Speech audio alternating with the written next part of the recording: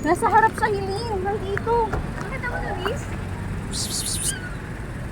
Dito banda na siya.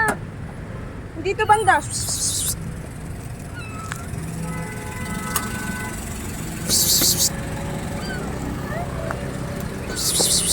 Teka, buksan ko.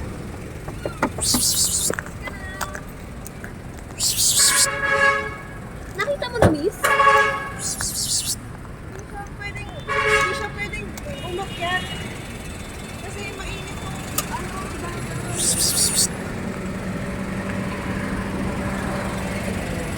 Ito siya. Nandito. Nakita ko yung buntot niya.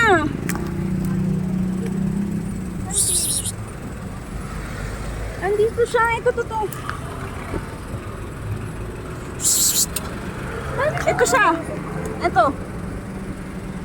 Hindi ko siya walang way para hindi natin siya pwedeng idaan dito, Mi. Mainit. So, kailangan natin siya matawag, Lucy.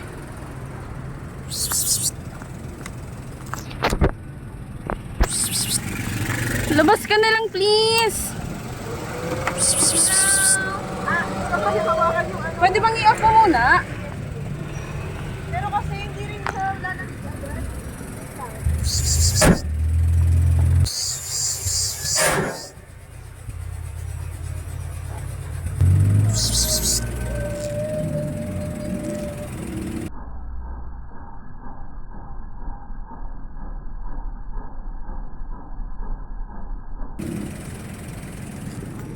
Huwag mo akong kagatin, ha?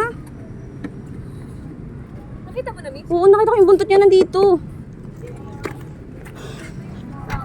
Sa ilalim? Yan. Buksan mo itong hood. Mainit daw po eh. Makakadaan dyan. Mainit po. Saan mo nakita, Mar? Andito yung buntot niya. Kanina. Nasa ilalim? Hindi naman tayo yung backside. Lucy, pwede ka ba dito mag-ilaw? Dito, ano mo pa? Para siyang gumagalaw eh. Nahiga ko Ano ka?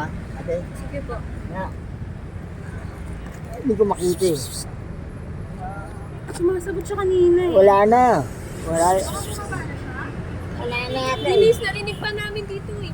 Nagmimiyaw pa Paano siya. nasa yung mga andar yan kanina, di ba? Narinig po kami. Ito, kaya po kami huminto.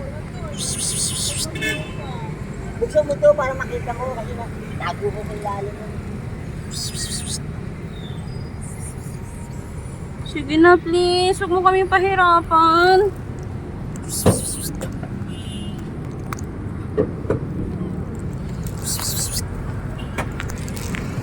Ate, dito, tulungan niya. Ate. Wala, Miss. Wala na siya dyan. Wala na yata eh. Kasi ang init yan eh. Huwag ka masyadong dikit, May. Baka mapasok ka. Wala na. Kulay puti siya. Puti yung buntot niya. Wala na nga eh. Wait lang, pause lang tayo.